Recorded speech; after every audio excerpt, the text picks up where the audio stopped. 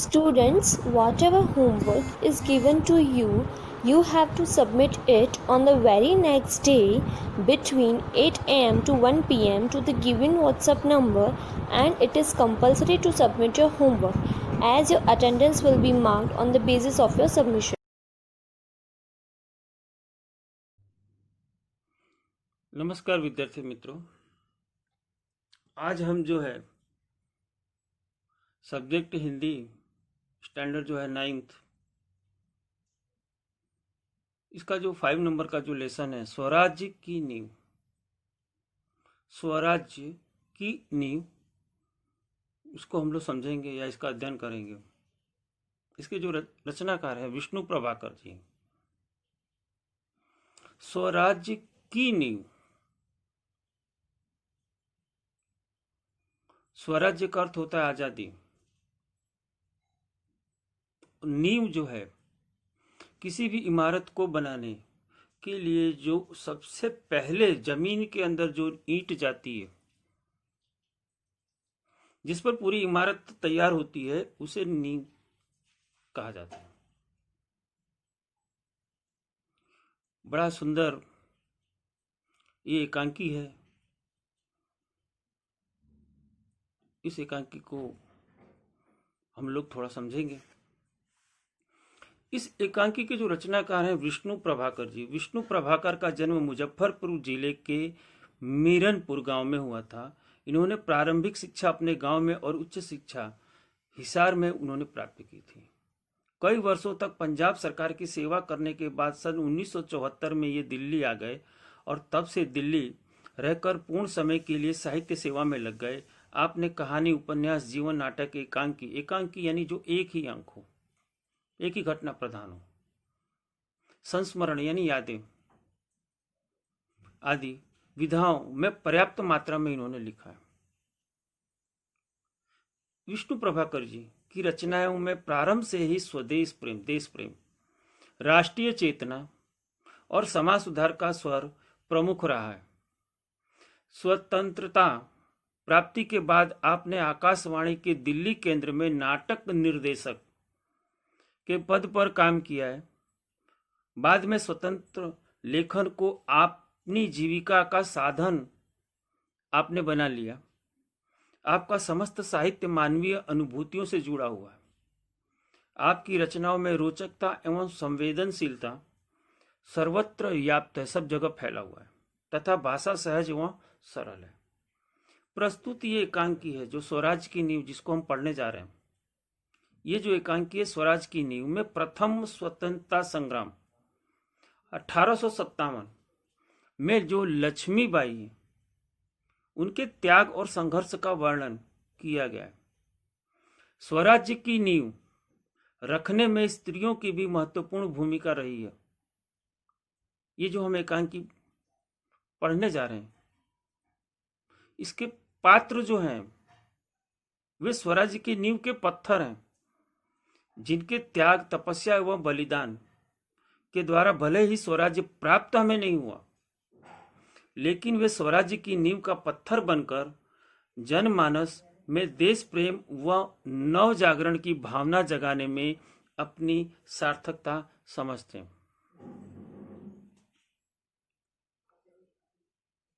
हम लोगों ने बचपन से एक जो कविता है बड़ी सुनी होगी कि बूंदे लो हर बोलो की मुंह, हमने सुनी कहानी थी, खूब लड़ी मर्दानी, वो तो झांसी वाली रानी थी।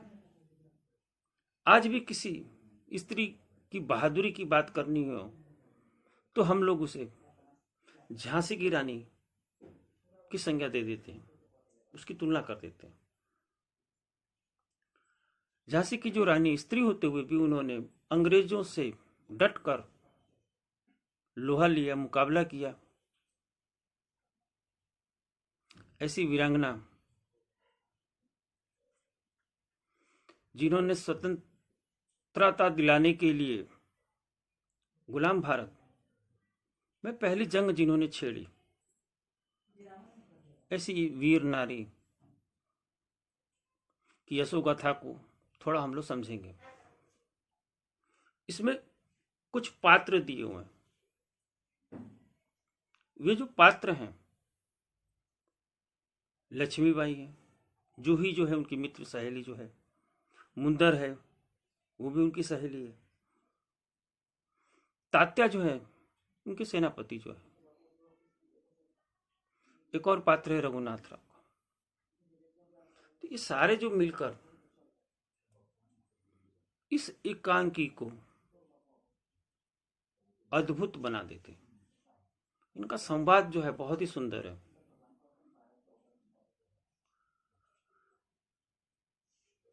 तो हम लोग इसको शुरू करते हैं। जो नाटक का जो मंच है, जो वो युद्ध भूमि का जो दृश्य है उस पर अंकित किया गया, बनाया हुआ है। कैंप कहीं पास ही छोटे छोटे जो कैंप हैं रहने के लिए वो लगा हुआ है। महारानी लक्ष्मीबाई के तंबू का एक भाग उसमें दिखाई दे रहा है। पर्दा जैसे ही उठ रहा है, नाटक शुरू हो रहा है, पर्दा उठ रहा है। महारानी लक्ष्मीबाई अपनी सखी जो है जूही के साथ उत्तेजित अवस्था में मंच पर प्रवेश करती हैं। दोनों लाल कुर्ती की सैनिक की वेशभूषा में। अब यहां से लक्ष्मीबाई का जो है संवाद शुरू होता है। वो कह रही हैं, मेरे देखते देखते क्या से क्या हो गया जूही। झांसी, कालपी, ग्वालियर कहाँ गई, परंतु मंजिल है कि पास आकर भी हर बार दूर चली जाती है। स्वराज्य को आते हुए देखती हूं, परंतु दूसरे ही क्षण मार्ग में हिमालय अड़ जाता है। हिमालय अड़ जाना यानी असंभव हो जाना, बड़े बड़े विघ्न आ जाना। उसे पार करती हूं तो महासागर की डरावनी लहरें थपेड़ा मारने लगती हैं। एक नई मुसीबत आ जाती है। उनसे मैं जूझती हूं तो नाविक जो है वो सो जाते हैं, मेरे जो सैनिक हैं वो आलसी हो जा रहे हैं। देखो जूही, उधर क्षितिज पर देखो। क्षितिज यानी दूर सुदूर आकाश में देखो, कैसी लपलपाती हुई लपटें उठ रही हैं। सारा आकाश धूम घटाओं से छाया हुआ है, प्रलय की भूमिका है। लेकिन जो राव साहब हैं, राव साहब की रक्त मंडल की छाया में ऐशो आराम में मशगूल है। राव साहब जो हैं उन्हें ये सब दिखाई नहीं दे रहा, वो ऐशो आराम में मशगूल हैं। और तभी आवेश में आते आते सहसा मौन हो जाती है। जूही कुछ कहने के लिए मुंह खोलती है कि महारानी फिर बोल उठती हैं, जूही जूही, मैंने प्रतिज्ञा की थी कि मैं अपनी झांसी नहीं दूंगी। लेकिन झांसी हाथ से निकल गई। जूही सहसा तीव्र होकर तेज आवाज में, नहीं नहीं, झांसी हाथ से नहीं निकली, मैं अपनी झांसी नहीं दूंगी। मैं अकेली हूं, लेकिन उससे क्या, मैं अकेले ही झांसी लेकर रहूंगी। अब यहां से जूही का संवाद शुरू होता है। जूही जो है वो कह रही है, कौन कहता है आप अकेली हैं महारानी, आप तो हमेशा गीता पढ़ती, और गीता पढ़ने वाले को कभी निराशा नहीं होती। लक्ष्मीबाई, मैं निराश नहीं हूं, मैं जानती हूं कि मैं झांसी लेकर रहूंगी, लेकिन क्या तुम नहीं जानती कि उस दिन बाबा गंगादास ने मुझसे क्या कहा था। जब तक हमारे समाज में छुआछूत और ऊंच नीच का भेदभाव नहीं मिट जाता, ये जो जाति पाति का जो भेदभाव है छोटे बड़े का, ये सभी समाप्त नहीं हो जाता, तब तक हम विलास प्रियता, ऐशो आराम को छोड़कर जन सेवक, लोगों की सेवा नहीं करने लग जाते, नहीं बन जाते, तब तक स्वराज्य हमें नहीं मिल सकता। वह मिल सकता है केवल सेवा, तपस्या और बलिदान से। जो ही, लेकिन महारानी, उन्होंने यह भी तो कहा था कि स्वराज्य प्राप्ति से बढ़कर है स्वराज्य की स्थापना के लिए भूमि तैयार करना। आजादी ना मिले तो कोई बात नहीं, उसकी शुरुआत कर देना, वही बड़ी बात है। स्वराज्य की नींव का पत्थर बनना, सफलता और असफलता देव के हाथ में, भगवान के हाथ में।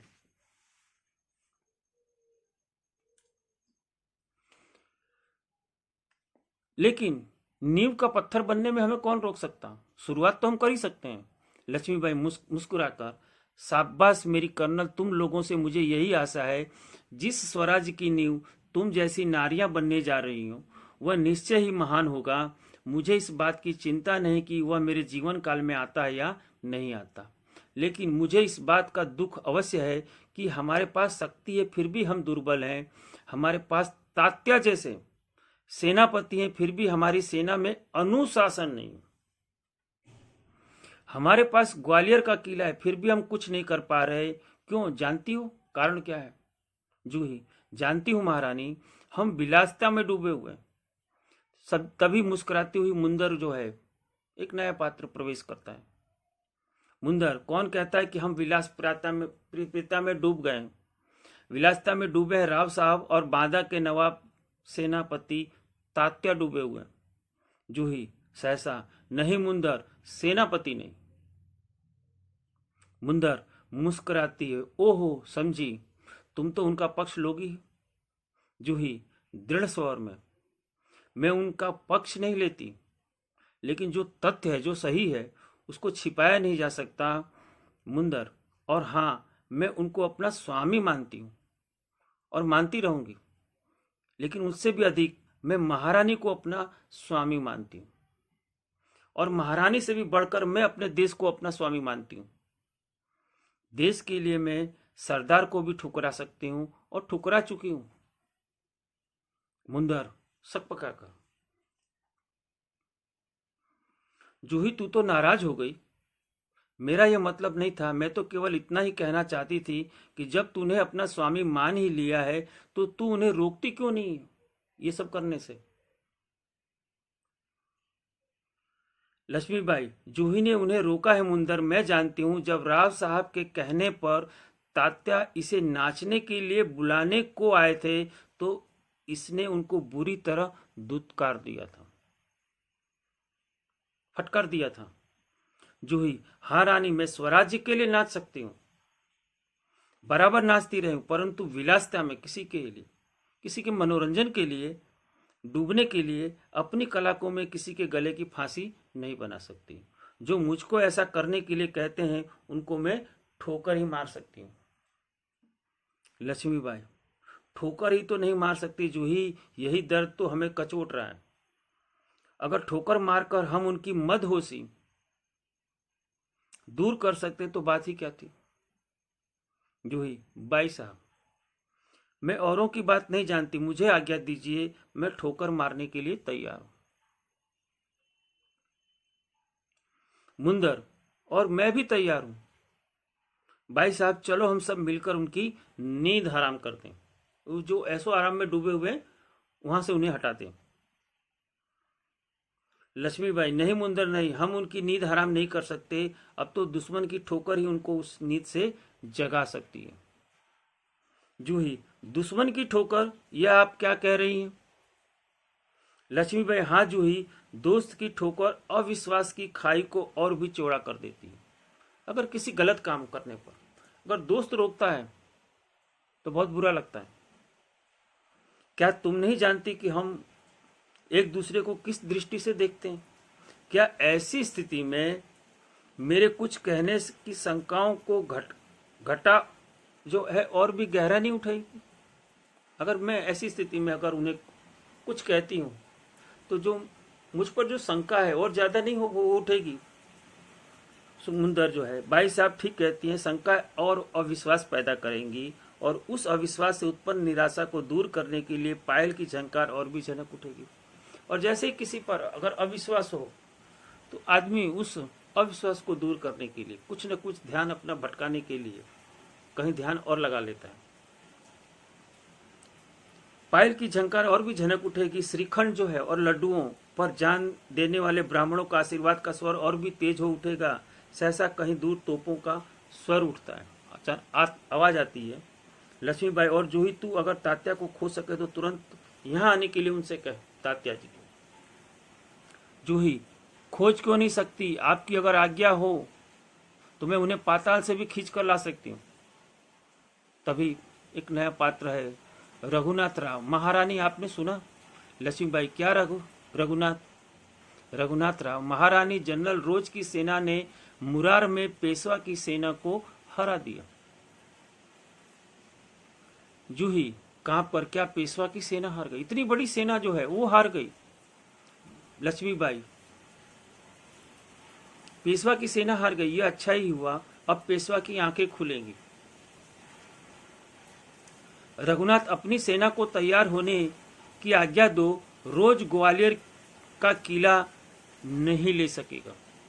जो रोज है वो हमारा जो ग्वालियर का किला है उसे हम नहीं लेने देंगे। रघुनाथ, मैं जानता हूं वह कभी नहीं ले सकेगा, मैं अभी सेना को कूच के लिए तैयार करता हूं। कूच करना यानी युद्ध के लिए तैयार करता हूं। केवल आपको सूचना देने के लिए आया था, और वहां से वो चला जाता। लक्ष्मीबाई, और जूही तुम भी जाओ, लेकिन ठहरो, शायद सेनापति तात्या इधर ही आ रहे हैं। जूही, जी हाँ, ये तो सरदार तात्या ही हैं। लक्ष्मीबाई, कहिए सरदार तात्या, आज आप इधर कैसे भूले पड़े? तात्या, बाई साहब, मैं किसी के लिए सरदार हो सकता हूं, पर आपके लिए तो सेवक ही हूं। लक्ष्मीबाई व्यंग से, इतने बड़े सेनापति को इस प्रकार एक नारी के सामने झुकते लज्जा नहीं आती, शर्म नहीं आती? खैर छोड़ो इस बात को, यह तुम्हारी विनम्रता है, लेकिन यह तोपों की आवाज कैसे आ रही है? कौन सा उत्सव मनाया जा रहा है? शायद चाटुकार जो है, जो लालची हैं, ऐसे चाटुकारों में, ऐसे लालचियों में छोटे छोटे जो जागीर जो थे, राज्य जो थे, उनका बांटना भी खत्म नहीं हुआ क्या? तात्या, बाई साहब, आपको हमें लज्जित करने का पूरा अधिकार है, हम इसी योग्य हैं, लेकिन जो कुछ हो रहा है वो आप जानते ही हैं, उसमें मेरा कोई दोष नहीं है। लक्ष्मीबाई, शायद ब्रह्म भोज के उपलक्ष्य में तोपे चल रही हैं। ब्रह्म यानी ब्राह्मणों को कराया जाने वाला भोज। श्रीखंड और लड्डुओं के लिए घी शक्कर तो कब नहीं पड़ी? जूही, सरकार, इस बार इनको माफ कर दीजिए। तात्या, भाई साहब, आप तो यूं कब तक फटकारती रहेंगे मुझे, कब पर मुझ पर व्यंग बाण चलाती रहेंगे? लक्ष्मीबाई, तू कहती है अच्छा, लेकिन मुंदर तभी आती है। मुंदर, सरकार सेना तैयार है। लक्ष्मीबाई, तो मैं भी तैयार हूं। तात्या, तुमसे मुझे बहुत आशाएं थी, तुम्हारे रहते ये सब क्या हो गया? जूही, सरकार ये स्वामी भक्त है। लक्ष्मीबाई, लेकिन आज हमें देश भक्तों की आवश्यकता है, स्वामी भक्तों की नहीं, देश भक्तों की आवश्यकता है। खैर, अब भी कुछ नहीं बिगड़ा, अब भी बहुत कुछ किया जा सकता है। तात्या, इसीलिए तो आया हूं बाई साहब, आप जो कहेंगी मैं वही करूंगा, जो आप योजनाएं बनाएंगे उसी पर मैं चलूंगा, उसी पर अमल करूंगा। लक्ष्मीबाई, तो जाओ, तलवार संभालो, नुपुरों की झनकार जो है, ऐसो आराम जो है, उसके स्थान पर अब तोपों की गर्जना होने दो। भूल जाओ राग रंग, ऐसो आराम जो है वो उसको भूल जाओ। याद रखो, हमें स्वराज्य लेना है, हमें रणभूमि में मौत से सामना करना है, मौत से जूझना है। तात्या, महारानी आपकी जय हो, मैं युद्ध के लिए तैयार होकर ही आया हूं। लक्ष्मीबाई, जानती हूं, लेकिन सेनापति, इस बार याद रखना कि यदि दुर्भाग्य से विजय न मिल सकी, मान लो कि अगर हमें विजय नहीं मिल रही है, नहीं प्राप्त हो रही है, तो तुम्हें सेना और सामग्री दोनों को दुश्मन के घेरे से निकाल कर ले जाना है।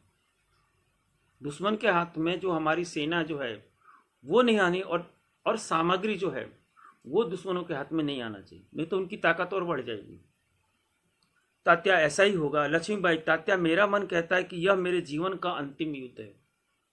रानी लक्ष्मीबाई के जो है मन में कुछ शंकाएं हैं, जो वो कह रही हैं कि मुझे ऐसा लगता है कि ये मेरे जीवन का अंतिम युद्ध है।